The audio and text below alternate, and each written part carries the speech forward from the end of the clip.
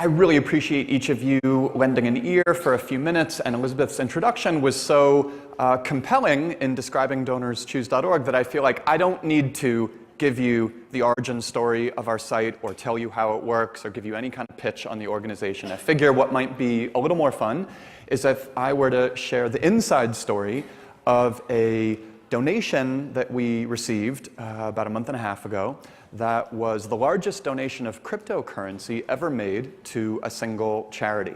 I want to share the story with you because hopefully it might get some of the nonprofits in the room thinking about how sometimes it's worth going for a moonshot and telling a great story, and because some of the brands and foundations in the room might be spurred to think about how major gifts can often mobilize small giving at huge scale. So I'll give you that inside story. Started only last January when a colleague of mine, Ali, who's in the room, flagged a company called Ripple that had been experiencing real success. They're a blockchain company that focuses on making international payments simpler and more efficient. They use a cryptocurrency called XRP to help fuel that system. They had really been growing. Seemed like their founder might have some resources to be philanthropic, and we flagged them. And the normal thing for me to do, to have done, would have been to send an email to the founder and CEO. I saw that I knew the CEO from his sister actually being a great friend to DonorsChoose.org over the years. And so what I should have probably done was sent an email asking for coffee and planned to go into that coffee with an idea maybe for something that would involve $1 million of giving to classroom projects on our site. That would have been the standard thing to do. But at this time, DonorsChoose.org wasn't growing at quite the rate that we wanted it to grow. The number of students and teachers that we were serving was growing, but not as steeply as we wanted. And I knew that a single $1 million gift wouldn't get us to quite the level of growth that we were going for. So I did something different. I wrote an email to the founder and CEO sharing what had happened a couple years ago when Stephen Colbert, one of our board members, broke into our annual gathering and announced the funding of every single classroom project in his home state of South Carolina. When he did that, students and teachers started pouring into the hallways of South Carolina public schools and celebrating this incredible moment of joy when every single teacher's classroom dream came true in South Carolina. And I had gotten an email from the co-founders of Twitter after Stephen Colbert had done this saying that they wanted to follow suit and fund all the classroom projects in their home cities and states. Jack Dorsey committing to fund all the classroom projects in Missouri, Biz Stone in Boston, Ev Williams in Nebraska. And when they sent this email saying they wanted to follow Stephen Colbert's example, I asked them to hold that thought, keep it quiet, and we would see if other people might want to join them. And other people did want to join them. Serena Williams funded all the classroom projects in Compton. Samuel Jackson funded all the classroom projects in Chattanooga. Elon Musk covered all the classroom projects in the public schools surrounding SpaceX and Tesla facilities. And we grouped these donations. We kept them a secret until one day, 2 years ago, that we called Best School Day, where we unleashed these donations all at once. And as I said in the email to the founder and the CEO of Ripple, that day 2 years ago, Best School Day, was pretty incredible. But it only covered about 45% of the country. Teachers and students in more than half of America were kind of left on the sidelines, maybe feeling kind of wistful that they did not have a hometown hero to fulfill all the classroom project requests in their city or state. And I said that if Ripple wanted to take this concept of a best school day to its very apex, they could fund all 36,000 classroom project requests that were live on our site at that moment, which would require a donation of $29 million. So I put that all just in an email to them. And I had never met the founder. I had never met the person that I was addressing this email to, and given the scale of the ask and the ridiculousness of the pitch, which I acknowledged. I ended the email by saying, I know that this is an absurd ask and is probably something you cannot even financially consider. I just know that 1 million students and teachers would want me to go for it. Because if all 36,000 classroom requests on our site were fully funded, it would in fact be more than 1 million students whose school lives would be enriched. Gave myself a 1 in 10,000 chance of even getting a reply on this email. But 24 hours later, I got a reply, and it was the CEO of Ripple saying, "Color me intrigued. Can you come out to San Francisco and meet with us?"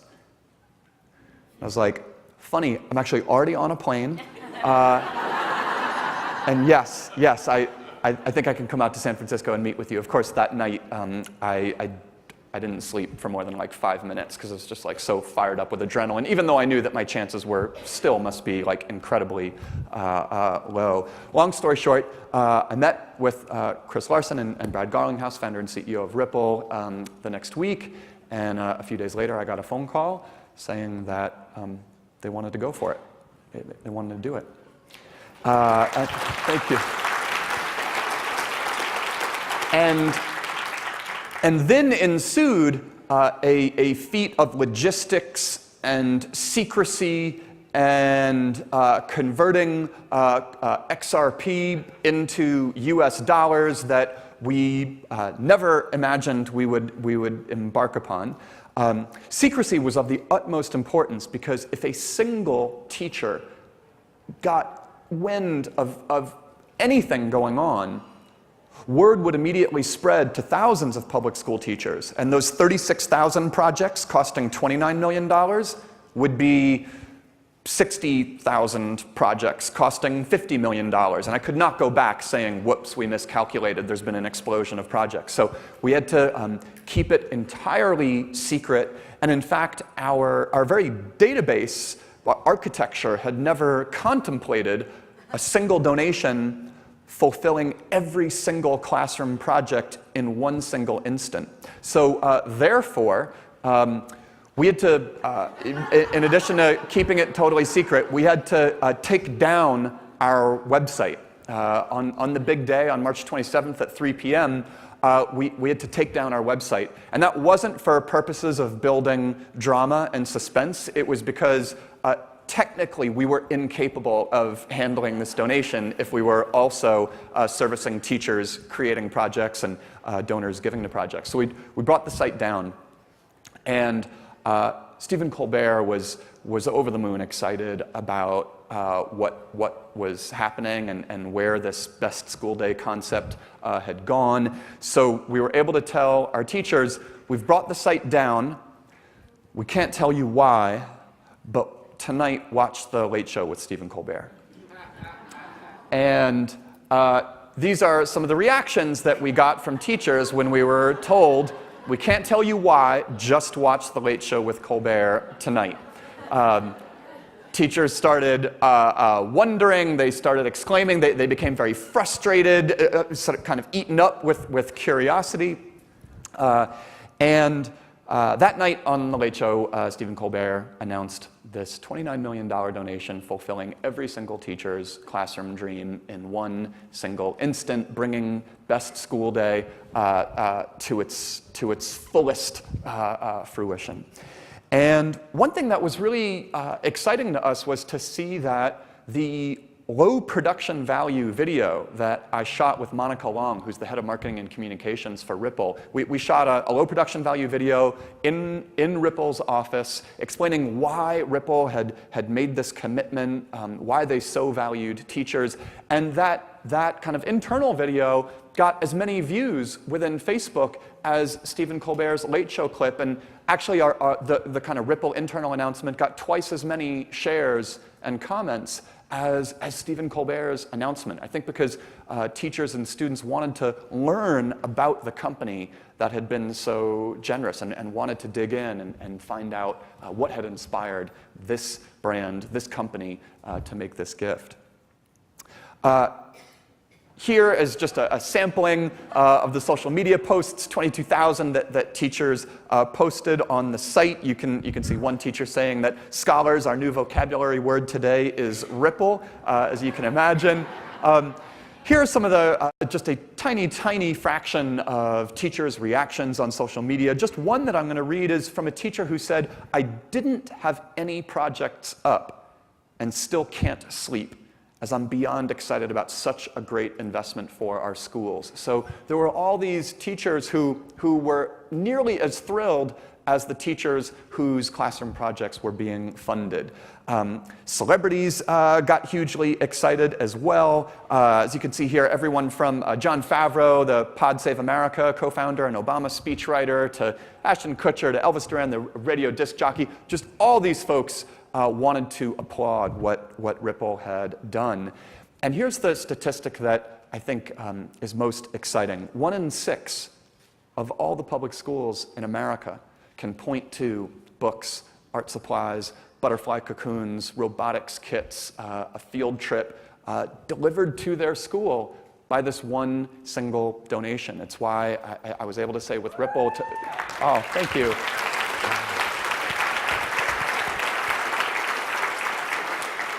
Thank you. Two superlatives that I feel like are actually truthful. One being that there was never a day when more classroom dreams came to life than that day. And I think it might also be fair to say that their donation created more happiness for more people than any donation in recent memory.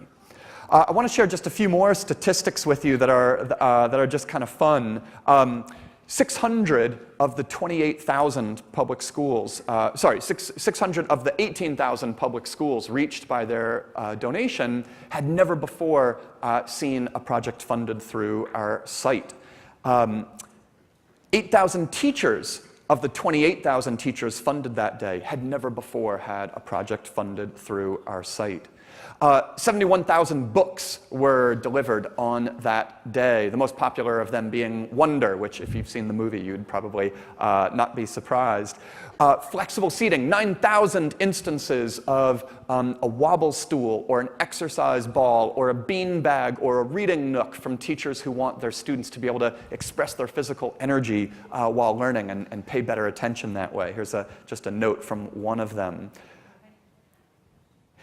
There were also nearly 8,000 instances of teachers wanting their students to have jackets if they were coming to school cold, nutritious snacks if they were coming to school hungry, hygiene items, prescription eyewear if they lacked those resources. We call these projects life essentials because it's where a teacher will say, here is a fundamental need that my students have, which is preventing them from learning and which I want to deliver to my students. Here we go. And there's just a comment from one of those teachers who had gotten funding for deodorant and soap for her students. There were nearly 3,000 gardening items delivered just in time for planting season by Ripple's donation. As you can see a quote right here. And 2,400 musical instruments. You can see a quote right there. All right, that brings me to the conclusion of this story that I wanted to share. And I want to reiterate that for the nonprofits in the room, I hope that what for us will be a once-in-a-lifetime donation. I don't think we're ever going to pull anything like this off again. But it did teach us the power of sharing a compelling story and the value of shooting for the moon once in a while. And I hope as well for the foundations and companies in the room, you'll be inspired to learn that Ripple's one-time $29 million donation did incredible things for small donor giving on our site. We honestly worried that when Ripple made this donation, that our community of citizen philanthropists would feel that one big company had made one big gift that kind of covered everything, and they, as people with $5 to give or $10 to give, could kind of stand down now. The opposite happened. In the weeks leading up to Ripple's donation, we were posting about 8% year-over-year growth in citizen donors giving to classroom projects. In the weeks since, 172% year-over-year growth in small donors giving to classroom projects because they were just so moved to see what Ripple had done. And we've seen a massive increase in teachers who've never before used our site creating projects on our site, a disproportionate number of them from rural, low-income communities, because news of this donation managed to get to the hardest to reach parts of America. So I feel like that this might be an especially epic example, but it is actually a characteristic example of how a single major gift can actually inspire citizen giving and teacher entrepreneurial spirit all across the country.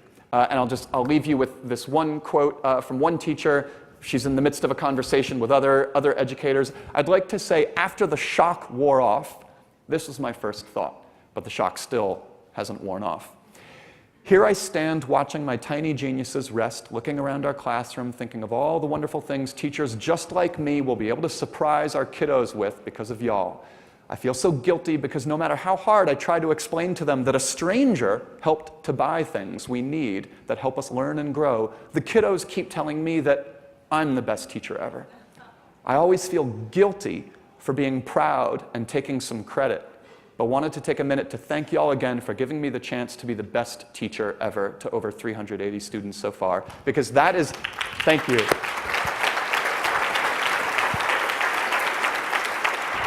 Because that is actually the feeling that you give a teacher when someone who even has $50 to spare gives to that teacher's project. Like Elizabeth, so I'll pass it back to you.